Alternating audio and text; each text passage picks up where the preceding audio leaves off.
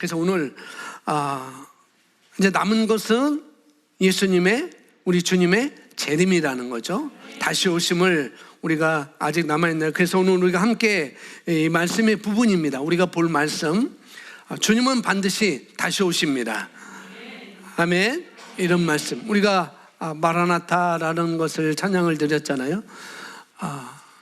우리가 와달라고 하지 않아도 가사는 아멘 주 예수여 오시옵소서라고 했는데, 그분은 우리가 와달라고 하지 않아도 반드시 오십니다. 네, 마라나타는 이 땅의 고난, 그러니까 로마서 8장에 보면은 우리가 고난받는 것, 잠시 고난받는 것, 그것 때문에 그런 것 때문에 어떤 고통 가운데 있어서 그 가사를 쓴지 모르겠고 그러겠지만은 저는 그 찬양도 그렇고 말씀도 그렇고 주님은 반드시 오시게 된다는 것이죠. 자, 오늘 그런 말씀을 우리가 함께 오늘 말씀의 내용을 통해서 함께 보도록 하겠습니다. 우리 영상으로 보시는 분들도 집에서 들으신 분들도 잘 보시면서 따라오시면 되겠습니다. 우리 영상으로 보시는 분들 준비되셨죠? 아멘. 보겠습니다. 자, 어떤 이들은 세상이 조만간 끝나지 않을 것이라 말합니다. 그들은 예수님이 곧 오시리라고 하신 말씀은 여러 시대에 있었지만 한 번도 이루어진 적이 없다고 말합니다. 그렇게 생각하는 사람은 무지한 자일 뿐입니다. 말씀드리지만 예수 그리스도께서는 다시 오십니다. 요한일서 2장 28절 말씀 우리 함께 있습니다. 자녀들아 이제 그의 안에 거하라. 이는 주께서 나타나신 바 되면 그가 강림하실 때에 우리로 담대함을 얻어 그 앞에서 부끄러움을. 아멘. 자녀들아 이제 그의 안에 거하라. 이는 주께서 나타나신 바 되면 그가 강림하실 때에, 그가 재림하실 때에, 그런 말씀이죠. 우리로 담대함을 얻어 그 앞에서 부끄럽지 않게 하려 함이라라고 사도 요한이 우리에게 말씀을 해주고 있죠. 요즘 사회가 돌아가는 것 보면은, 세상이 돌아가는 것 보면은 우리 주님이 오실 날이 가까웠다는 것을 우리가 좀 알 수 있습니다. 이전보다는 10년 전, 5년 전보다는, 10년 전보다는, 15년 전, 20년 전보다는 우리 예수님이 오실 날이 가까웠다라는 것을 우리가 알 수가 있습니다.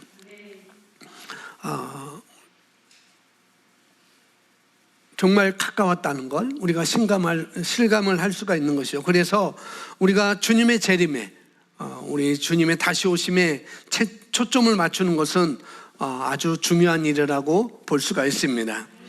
예수님은 승천하셨고 그 다음에 재림이, 다시 오심이 우리에게 약속이 되어 있는 것이죠. 우리 예수님께서 오시는 날, 우리 예수님께서 다시 오시는 날, 여기 성경은 말합니다. 우리가 담대함을 가지고 또 그 앞에서 수치를 당하지 않게, 부끄럽지 않게 하려 함이라 라고, 다른 말로 수치를 당하지 않게 그분 안에서 예수 그리스도 안에서, 말씀 안에서 지속적으로 거하라고 우리 자녀들에게 권면을 하고 있는 것이죠. 왜냐하면 그분은 오신 날이 반드시 있을 것이고, 그리고 그날에 우리가 담대하고 수치를 당하지 않으려면 거기에 합당한 새로운 피조물로서 우리 그리스도인으로서 하나님의 자녀다운, 하나님의 아들다운 그런 삶을 살아가는 것, 그것이 그분 안에 거하는 것이다 라고 말하고 있는 것이죠. 자녀답게 살아가는 것, 그것은 말씀 안에 거하는 것이다. 그것이 우리가 가장 필요한 일이다 라고 이렇게 사도 요한은 말하고 있는 것이죠. 자, 교회의 휴거가 어느 때보다 가까웠습니다. 우리는 주님이 재림하기 전에 종말의 때 혹은 마지막 표적의 때에 살고 있습니다. 그러므로 당신이 그분을 위해 준비되는 것은 중요합니다. 데살로니가전서 4장 16절 17절은 그리스도 안에서 죽은 자들이 먼저 일어나고 그 후에 살아남은 자들도 그분과 함께 끌어올려져 공중에서 주님을 영접하게 된다고 말씀합니다. 그러니까 주님의 재림이 임박해 왔다는 거죠. 어느 때보다도 더 가까웠으면, 특별히 우리가 세상의 모든 돌아가는 것, 뭐 그런 상황을 보면은 끝이 멀지 않았다는 거. 그래서 우리가 말하기를 말세 종말이다라고 이렇게 말하고, 말세다라고 이렇게 말하고 있잖아요. 그것을 다 느끼고 있다는 거예요. 믿는 사람이나 믿지 않는 사람이야, 말세야 말세야 라고 하는 것은 누구나 그것을 다 느끼고 있다는 거죠. 그런데 여기 보면 주님이 오시고 우리가 들림을 받는 날, 바로 다른 말로 휴거라고 이렇게 말하고 있죠. 그걸 휴거라고 합니다. 이걸 헬라어로는 할파조라고 했어요. 그러니까 휴거는 낚아채다, 잡아채다, 뭐 끌어올리다라는 그런 의미로 이렇게 헬라어 의미가 그렇게 되어 있습니다. 그러니까 우리가 정말 그런 일들이, 우리가 들림을 받는 날, 우리가 휴거를 당하는 그런 일들이 정말 가까웠다는 것을 우리가 여러 가지로 느낄 수가 있는 것이죠. 결국에는 그리스도 안에 있는 사람들은, 그래서 데살로니가전서 4장 16절 17절엔 그리스도 안에서, 그러니까 그리스도 안에 있는 사람들은 그분과 함께 끌려 올려져서, 그러니까 다른 말로 휴거되어서 공중에서 우리는 주님을 영접하게 될 것입니다. 아마 그때는 중력의 법칙이 적용되지 않을 거예요. 그냥 끌려 올라가니까. 예수님께서 우리 머리채를 잡아 끌고 올라가는 것도 아니고 그것도 아닙니다. 그냥 예수님이 공중에 재림하시면 그리스도 안에 있는 자들은 다 끌어 올려지게 된다는 거죠.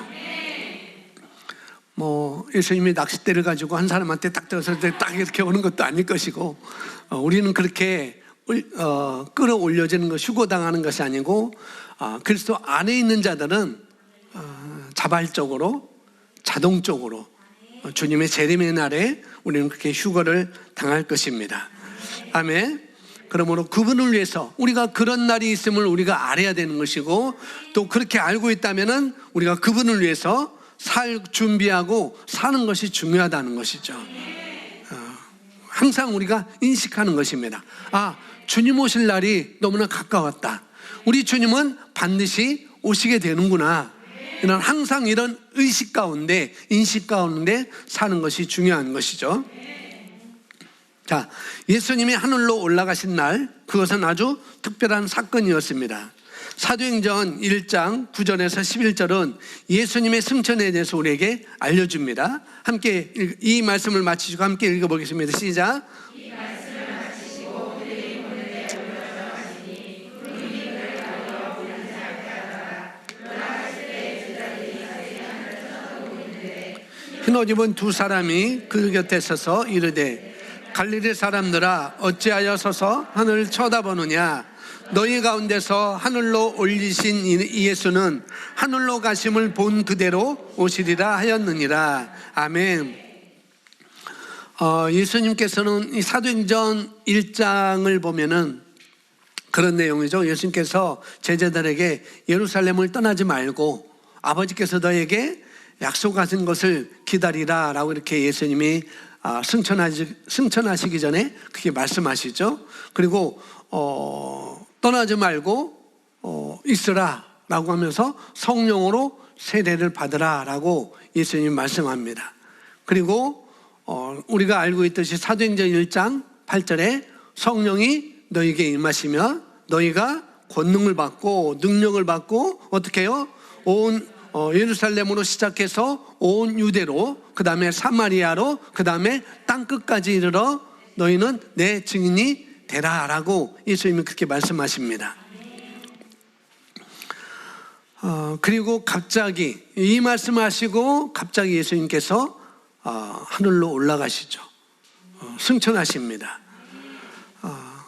그러니까 순간적으로 그냥 싹 하늘로 올라가신 것이 아니라 그들이 보는 눈앞에서 서서히 올라가시죠. 그러니까 성경에 보면은 그렇게 말합니다. 그들이 보는 앞에서, 그러니까 이 구절에 이렇게 말하죠. 이 말씀을 마치시고 그들이 보는데 올려져 가시니 구름이 그를 가리어 보이지 않게 하더라. 그런데 올라가실 때에 제자들이 자세히 하늘로 쳐다보고 있는데 흰옷 입은 두 사람이 그들에게 서서 이르되 갈릴리 사람들아 어찌하여 서서 하늘을 쳐다보느냐. 너희 가운데서 하늘로 올려지신 이 예수는 하늘로 가신 본 그대로 오시리라 하였느니라 라고 말하고 있습니다.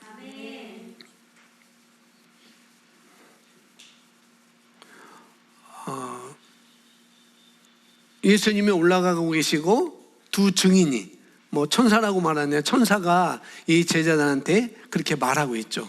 너희가 본 그대로 주님은 다시 오실 것이야 라고 이렇게 말씀을 하고 있는 것이죠. 이 일은 누구에게나 일어났던 일은 아니었습니다. 그러니까 그들에게는 충격적인 것이죠. 부활도 충격적인 것이고 예수님이 구름 타고 구름 위로 올라가시는 것도 너무나 충격적인 일이고, 그런데 이것은 아무에게나 일어났던 것도 아니라는 거죠. 우리가 알고 있듯이 구약의 두 사람, 에녹도 그렇고 엘리야도 그렇고, 그러니까 예수님께서 이 에녹처럼 또 엘리야처럼 그렇게 올려진 것도 아니라는 거죠. 그렇게 휴가를 하신 것도 아니었습니다. 하나님이 데려가셨던 에녹처럼 올라간 것도 아니었고, 불말을 가지고 엘리야를 태워서 올려진 것도 아니었습니다. 예수님의 승천과는 전혀 다른 것이죠. 그래서 어떤 사람들은 우리가 에녹처럼 그렇게 되는 건가? 아니면은 우리가 불말이 구름인가? 라고 해서 엘리야처럼 우리가 승천하게 될 휴거를 할 것인가? 라고 이렇게 말하는 사람들 있는데, 그런데 전혀 아니라는 거죠. 그 내용이 그 다음에서 말하고 있습니다. 에녹도 엘리야도 하나님이 데려가셨다고 성경은 말합니다. 창세기 5장 24절에서 에녹이 올라가는 것을 말하고 있고, 열왕기하 2장 11절에서 엘리야가 올라가는 것을 말하고 있죠. 그러나 예수님께서는 그와 달리 하늘로 올라가셨습니다. 그분은 올라가셨습니다. 제자들은 예수님께서 구름 속으로 사라지실 때까지 계속 위로 올라가시는 것을 쳐다보고 있었습니다. 이것이 성경이 말하는 바입니다. 그러니까 예수님께서 올라가시는 것은 어떤 기구를 타신 것도 아니라는 거죠. 뭔가가 그분을 데려간 것도 아니라는 것입니다. 제자들은 그저 예수님이 올라가시는 것을 보았습니다. 그런데 그거에 대해서 어느 누구도 논쟁하지 않았어요.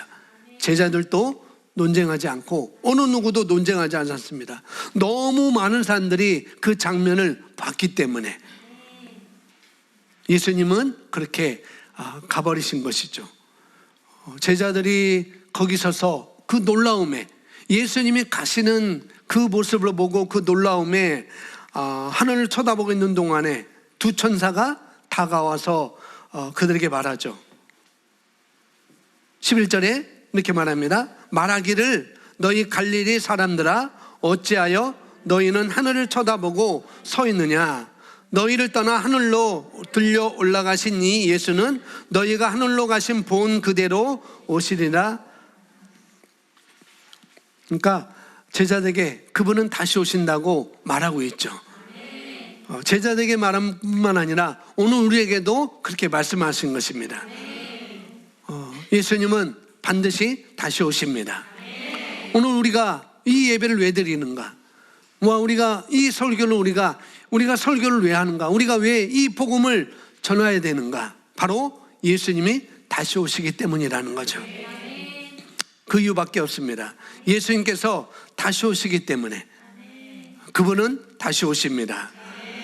그래서 예수님께서는 복음을 듣지 못한 사람들에게 너희가 성령이 임하면, 능력이 임하면 예루살렘으로 시작해서 온 유대와 사마리아와 땅끝까지 이르러 복음을 전하라고 말씀하신 이유가 바로 이 이유 때문입니다.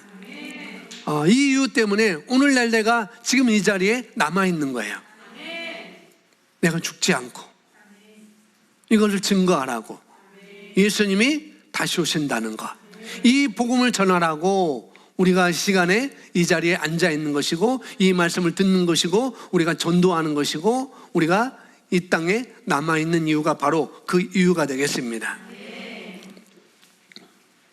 이어서 보시면 예수님께서 초림 때, 예수님께서 이 땅에 처음 오셨을 때 하신 일이 무엇인지 온 세상에 전할 메시지입니다. 그러니까 우리가 이 땅에 남아있는 이유는 바로 그 이유라는 거죠. 예수님께서 초림 때 오셔서 하신 일이 무엇인지, 십자가에 죽으시고 다시 살아나시고 우리를 구원하신 이유,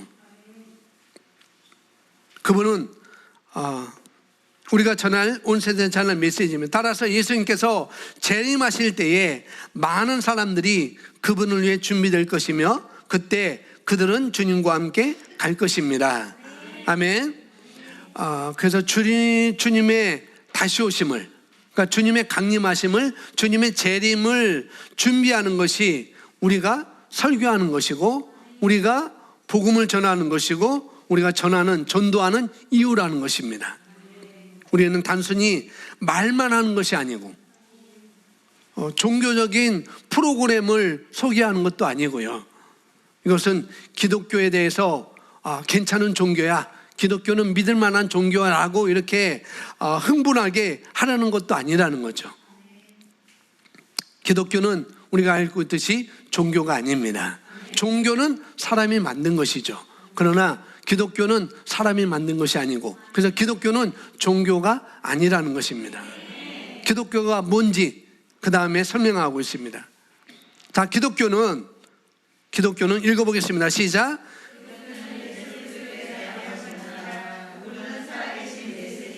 예, 기독교는 예수 그리스도에 대한 메시지라는 것이죠. 그 메시지는 살아계신 메시지라는 것입니다. 그것은 예수님이 우리를 위해 죽으러 오셨고 하나님께서 그를 죽은 자들로부터 일으키셨으며 하늘로 올라가셔서 오늘날도 살아계시며 머지않은 날 곧 다시 오실 것이라는 메시지입니다. 이것이 기독교라는 거예요. 예수님은 요한복음 14장 3절에서 말씀하셨습니다. 함께 있습니다. 내가 다시 와서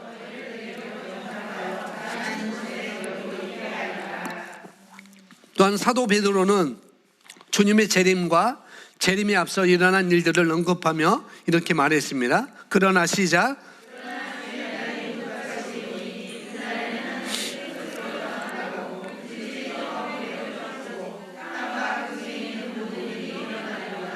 이 모든 것이 이렇게 풀어지리니 너희가 어떠한 사람이 되어야 마땅하냐? 거룩한 행실과 경건함으로. 아멘. 요한복음 14장에서는 우리가 부활하면, 아니 우리가 주님이 오시면 우리가 갈 곳이 있다고 말씀하고 있죠. 내가 다시 와서 너희를 내게로 영접하여. 예수님이 가 계신 곳이 있어요. 그리고 예수님이 그곳에서 내려오셔서 우리를 영접하여 나 있는 곳에 너희도 있게 하려 하리라. 우리가 부활하면 갈 곳이 있습니다. 우리가 휴거를 하면 갈 곳이 있다는 거예요. 예수님의 재림은 이렇게, 또 사도 베드로는 예수님의 재림을 어떻게 표현하는가? 도적같이 온다고 말하고 있습니다. 도둑이 어떻게 와요?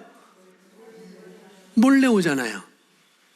여러분 핸드폰에 문자를 보내서 내가 몇 날 며칠 몇 시에 너희 집에 도둑질하러 갈 거야 라고 문자 보내서 오는 도둑은 있을 수도 있을 거예요. 아주 그리고 안 오겠죠. 안 오겠죠. 그러나 주님이 도둑이 마치 아무런 예고 없이 그 집에 찾아와서 가져가듯이 바로 예수님의 재림이 우리에게 그렇게 임한다고 말씀하고 있습니다. 그러면서 예수님이, 그런데 희한하게 도둑같이 오시는데 어떻게 해요? 그날에는 하늘은 요란한 아주 큰 소리, 아주 요란한 소리를 내면서 사라질 것이고, 그 다음에 뭐예요? 물질이 뜨거운 불에 풀어지고, 물질은 원소들이잖아요. 그럼 원소들은 불에 녹아져 버리고 땅과 그 아래에 있는 모든 일들은 모두 드러날 것이다. 사도 베드로가 우리 주님이 오시는 날에 대해서 이렇게 말씀하고 있습니다. 그러면서 사도 베드로는 우리에게 뭐라고 말씀? 주님이 이렇게 오실 것이니까 마지막에 우리가 어떻게 하라고요? 거룩한 행실과 경건함으로, 쉽게 말하면 흠잡을 것이 없도록 자기 자신을 깨끗하게 지켜 나가라고, 정결케 하라고, 그런 삶을 살라고 우리에게 말씀을 하고 있습니다.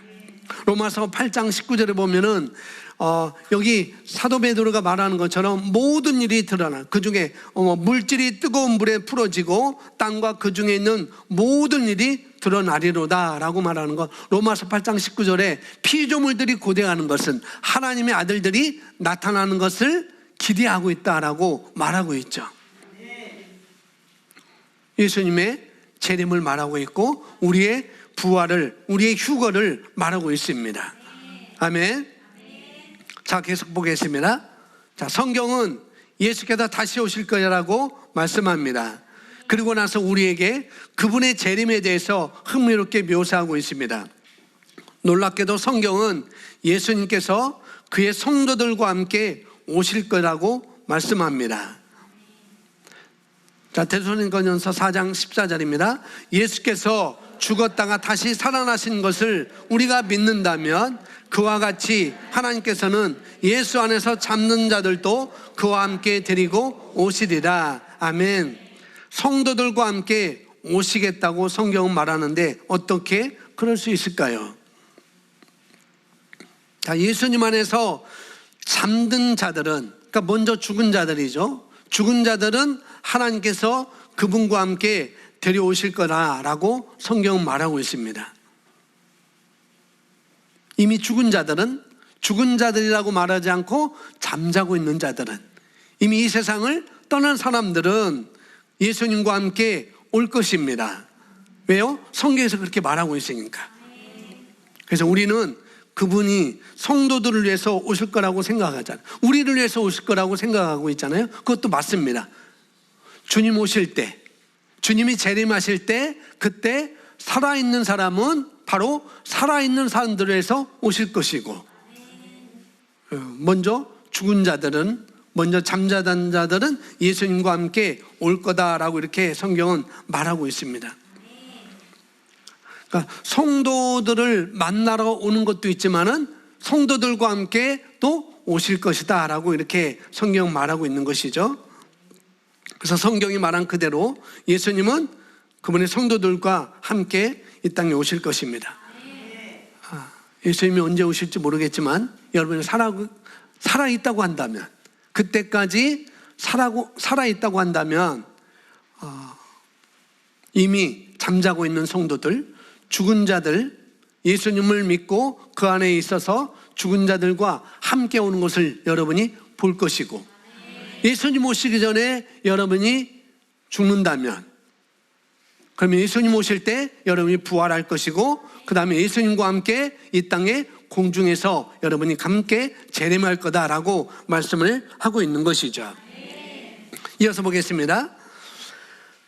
만약 성도들이 예수님과 함께 있지 않았다면 어떻게 예수님께서 그들과 함께 오실 수 있을까요? 따라서 이것은 예수님께서 성도들과 함께 재림하신다면 성도들은 이미 그분과 함께 있어야 할 것이라는 의미입니다. 성경은 말합니다. 주께서 오령과 천사장의 소리와 하나님의 나팔 소리로 친히 하늘로부터 강림하시리니 그리스도 안에서 죽은 자들이 먼저 일어날 것이라고 말씀합니다. 죽었던 모든 그리스도인들이 무덤에서 나올 것입니다. 아멘. 천사장의 소리, 그 다음에 주께서 호령하심과 함께 우리 하늘에서 우리 주님께서 내려오십니다. 예수님은 땅으로 오시기 전에 공중에서 서서 어떻게 해요? 호령하신다는 거예요. 여기 호령이라는 것은 다른 말로 명령입니다. 명령한다는 거죠. 마치 요한복음 11장에 보면은 마리아의 오라버니 누구예요? 나사로가 죽었잖아요. 그리고 죽은 지 4일이 지났습니다. 그리고 나사로가 매장됐어요. 나사로가 역시 예수님처럼 뭐 무덤인지 뭔지 모르겠지만 예수님이 나사로가 이미 모든 세마포에 다 감겨서 나사로가 죽었죠. 그리고 그를 증명하듯이 벌써 냄새가 나고 있습니다 라고 말하고 있잖아요. 썩어가고 있다는 거죠, 그 몸이. 그런데 예수님은 나사로에게 호령하십니다. 나사로야, 무덤에서 나와라 라고 말하니까 썩어가는 그 몸이, 죽었던 그 몸이, 죽은 지 4일이나 지났던 그 나사로가 그 동굴에서 나왔다라고 말하고 있죠. 마치 주님께서 다시 오신 날이 그렇게 호령할 때에 죽었던 자들이 무덤에서 그렇게 일어난다는 거예요.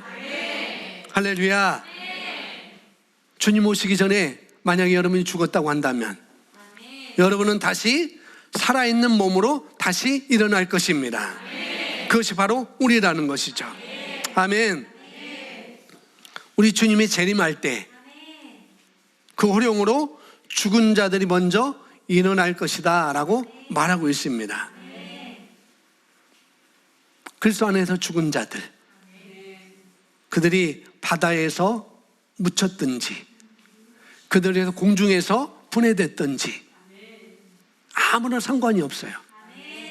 예수 그리스도 안에서 그가 화형으로 온몸이 탔든지 아무런 관계 없습니다. 할렐루야. 오직 예수님의 그 목소리에 바다에서 그 몸이 어떻게 됐든지, 공중에서 그 몸이 어떻게 됐든지, 이 땅에서 그 몸이 어떻게 됐든지 상관없이 마치 나사로를 부른 것처럼, 나사로를 불렀을 때 나사로가 나온 것처럼 죽은 자들은 그렇게 나타날 것입니다. 할렐루야. 성경은 말하기를 그리스도 안에서 죽었던 자가 먼저 부활한다라고 말하고 있죠. 그리고 이 땅에 살아난 자들은 그들과 함께 들려 올라갈 것입니다. 그래서 우리는 소망이 있습니다. 자, 그 다음에 데살로니가전서 4장 17절에 이렇게 말하고 있습니다. 함께 읽습니다. 그리고 나서 시작.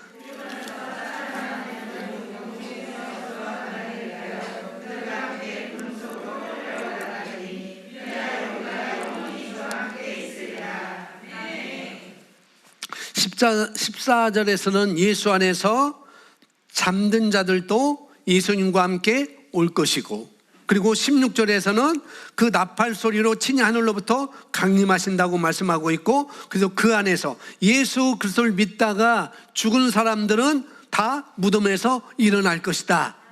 그리고 17절에는 뭐라고 그래요? 17절에서는 살아남아 있는 사람들도 공중에서 누구와? 주님과 만나기 위해서 그들과 함께 구름 속으로 올라가리니 그리하여 우리가 영원히 주와 함께 있으리라 라고 말하고 있습니다. 우리가 구름 속으로 끌려 올라가서 우리가 휴거를 당해서 주님을 영접하고, 그리고 주님과 함께 그때부터 영원히 함께 한다라고 이렇게 성경 우리에게 말하고 있습니다. 이어서 보겠습니다. 자, 공중에서 우리를 기다리는 주님을 만나기 위해서 말입니다. 우리는 공중에서 예수님을 만나고 주님과 함께 영원히 있을 것이라고 성경은 말합니다. 그 재림의 날은 오고 있고 우리는 주님과 함께 갈 것입니다. 아멘. 그 이름 공중에서 예수님이 호령하시면 죽은 성도가 살아날 것이고, 살아남은 우리는 공중에서 주님과 만나기 위해서 어떻게 해요? 그들과 함께 들려 올라갈 거라는 것이죠. 그들과 함께 우리는 휴거를 할 것입니다. 주님은 반드시 다시 오십니다. 아멘. 그래서 부활과 휴거는 이제 우리의 부활과 이제 죽은 자들의 부활과 우리들이 휴거는 아직 예수님의 재림하기 전에 일어날 마지막 남은 일이라는 거예요. 이 두 가지만 남아 있습니다. 우리 주님이 다시 오실 때 우리가 그분과 함께 올 것이라고 성경은 말하고 있고, 또 주님과 함께 오기 위해서 먼저 우리가 어떤 상태로 이곳을 떠날 것인지 우리가 알기를 원합니다. 그래서 우리는 예수님의 재림을 준비하고 있어야 됩니다. 거룩한 행실과 경건함으로 정말 이 땅에서 우리가 정결하게, 우리가 나중에 나중에 사랑 안에서, 의 안에서 행하는 삶으로 우리가 살아야 된다는 것이죠. 우리에게 질문하고 있습니다. 우리는 예수님의 재림을 준비하고 있습니까? 다 준비하고 있죠. 알든 모르든. 그러나 우리가 어떻게 준비해야 되는지, 준비하고 있는지, 또 준비되셨는지 우리 스스로에게 질문을 하는 것이죠. 다 우리는 올라갈 거예요. 이미 다 올라갈 겁니다. 그런데 우리 주님을 어떻게 맞이할 것인가, 거기에 질문을 하고 있는 것이죠. 우리 주님이 다시 오실 때 과거에 죽은 사람은, 과거에 이미 죽은 사람들도 우리가 만나게 될 거라는 거죠. 우리가 살아서 예수님이 오시는 것을 보면은 이미 나보다 앞서 죽은 사람들을 분명히 우리가 만나게 될 것입니다. 예수님을 믿었던, 그래서 예수님을 믿었던 사랑하는 가족이 죽었을 때, 먼저 우리 품을 떠났을 때, 물론 육신의 이별 때문에 우리가 슬퍼할 수 있지만 정말 그것으로 끝이 아니라는 우리가 알아야 된다는 거예요. 아멘. 그래서 그리스도인들은 너무 슬퍼하면 안 됩니다. 왜? 다시 만날 거기 때문에. 할렐루야. 그렇다고 우리가 희덕거리고 웃고 그럴 건 아니지만, 정말 우리가 인식할 것은, 내 부모님은, 예수님 믿는 내 부모님은 다시 만날 거다. 그런 기대 속에서 우리가 그런 장례를 잘 맞이하면 더 좋겠죠. 그래서 너무 슬퍼하지 말라는 거예요. 너무 슬퍼하지 말라는 거예요. 그러니까 예수님을 모르는 희망 없는 사람들처럼 너무 슬퍼하지 말라는 것이죠.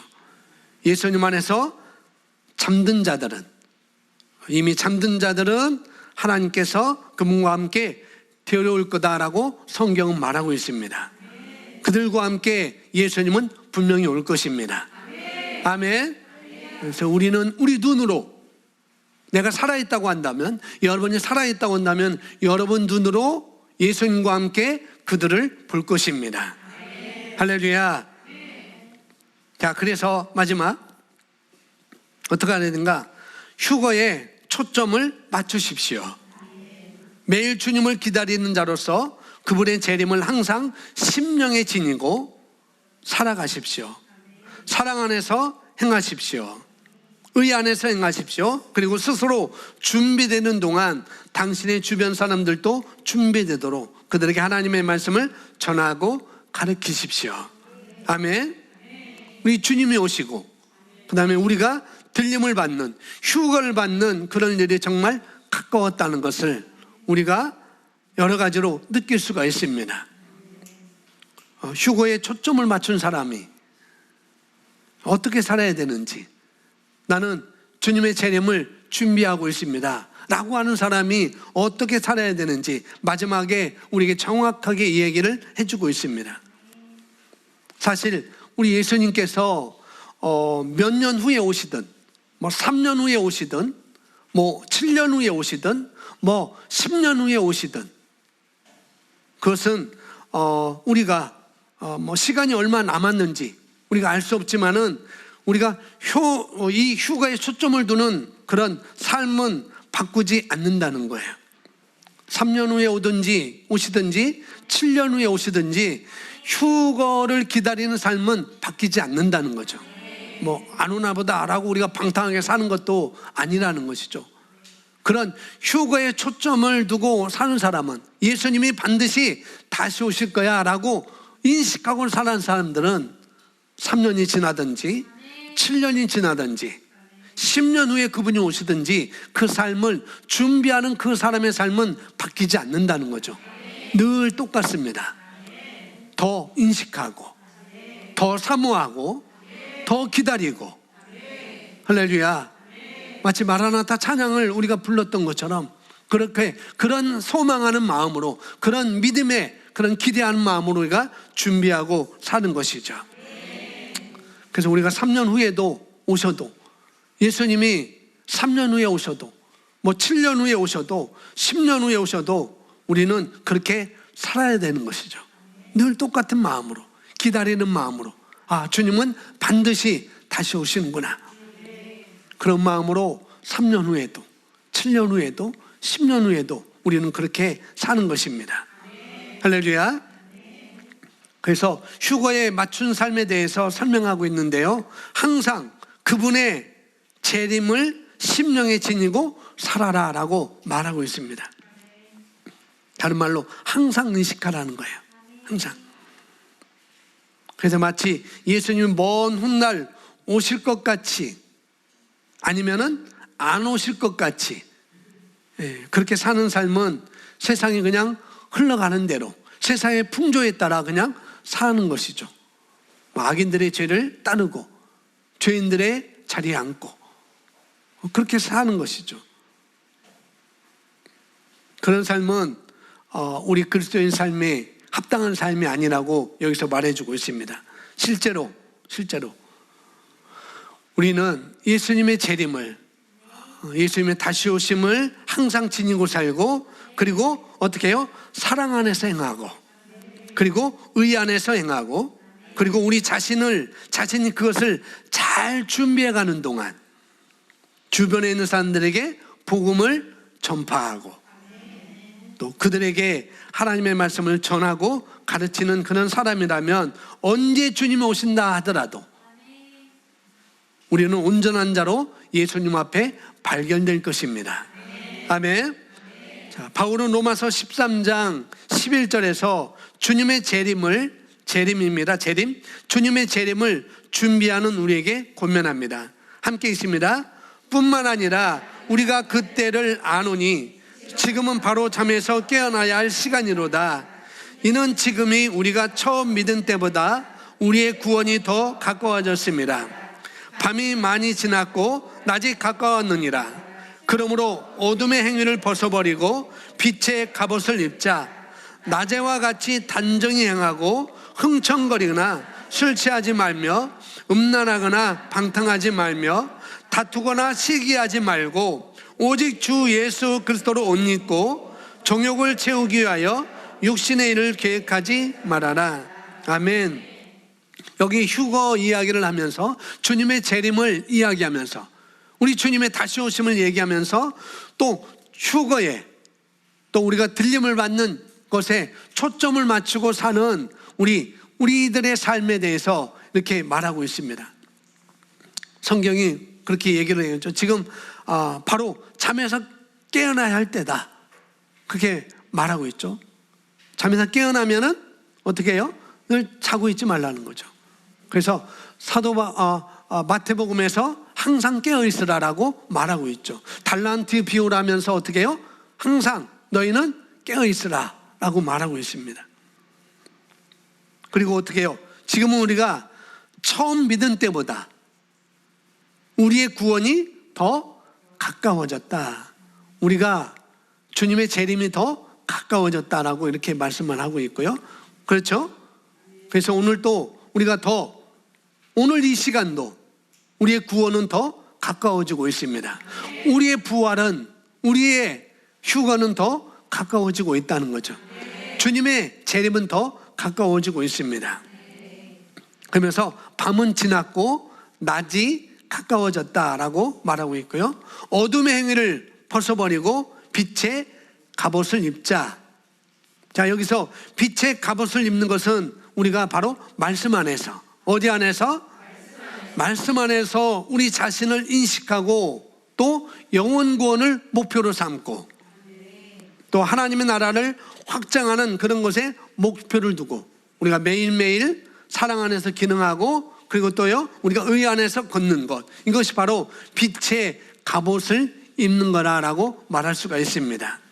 우리 13절에 그리고 낮에와 같이 단정히 행하고, 구체적으로 말하고 있습니다. 낮에와 같이 단정히 행하고. 여러분 밤에 잘 때 이렇게 양복 입고 주무시는 분이 있으세요? 없잖아요. 밤에는 그냥 편하게 우리가 있는 것처럼. 그러나 우리가 주님의 재림에서는 우리가 어떻게 해요? 낮에와 같이 단정히 행하고라고 말하고 있습니다. 그러면서 흥청거리거나 술 취하지 말며 음란하거나 방탕하지 말며 다투거나 시기하지 말고, 14절에 오직 주 예수 그리스도로 옷 입고 정욕을 채우게 하여 육신을 위해 계획하지 말라라고 말하고 있습니다.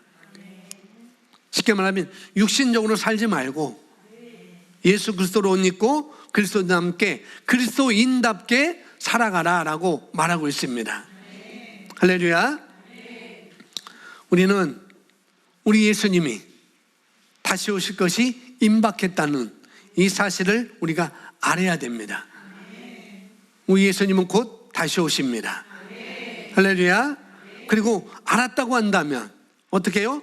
로마서 13장에서 말씀하는 것 같이 우리의 삶을 조정해 나가야 되는 것이죠. 주님의 사랑과 그분의 말씀을 행하며 또 열정적으로 우리가 영 안에서 깨어 있어서 어떻게 구원하는, 그런 영혼 구원하는 그런 목표로 사는 것이고, 또 우리가 선택하고 그렇게 행동하는 것입니다. 바로 세상에 있는 모든 영혼들을, 내 주변에 있는 모든 영혼들을 그래서 모든 사람들은 예수 그리스도가 필요하다는 것이죠. 아멘. 아직도 그들은 헤매고 있습니다. 방탕하며 헤매고 있죠. 그래서 이 땅에 있는 모든 사람들은 복음을 들어야 됩니다. 아멘. 마지막에 우리 최은선 집사님의 어머니도 마지막에 복음을 들었었어요. 복음을 들었고, 많은 사람들이 아직도 복음을 들어야 될 사람들이 너무나 많이 있다는 것이죠. 그 일은 바로 저와 여러분이 해야 될 일이고, 나만 구원받은 권리가 있는 게 아니고 이 땅에 태어난 모든 이들은 구원받을 권리가 있습니다. 누굴 통해서? 먼저 믿는 우리를 통해서. 할렐루야. 그러니까 우리가 또 전할 책임이 우리에게 있는 것이죠. 그래서 우리가 무슨 일을 하든지, 어떤 일을 하든지, 어떤 분야에 있든지 휴거에 초점을 맞추고 사는 삶을 살아가시기 바랍니다. 할렐루야. 그래서 여기서 말하는 것처럼 주님의 재림을 우리 심령에 지니고 살아라라고 말하고 있어요. 우리 다시 오심을. 그리고 사랑 안에서 행하고 의 안에서 행하면서 주변 사람에게 복음을 전하시고 사는 그런 삶을 우리가 산다고 한다면 바로 우리가 깨어있어서 빛을 발하는, 또 빛의 옷을 입고 사는 사람이다라고 이렇게 말할 수가 있습니다. 고백합니다. 우리 주님은 반드시 다시 오십니다. 예수님은 반드시 다시 오십니다. 할렐루야. 다시 오시니 우리가 준비하고 사시는 거예요. 아멘.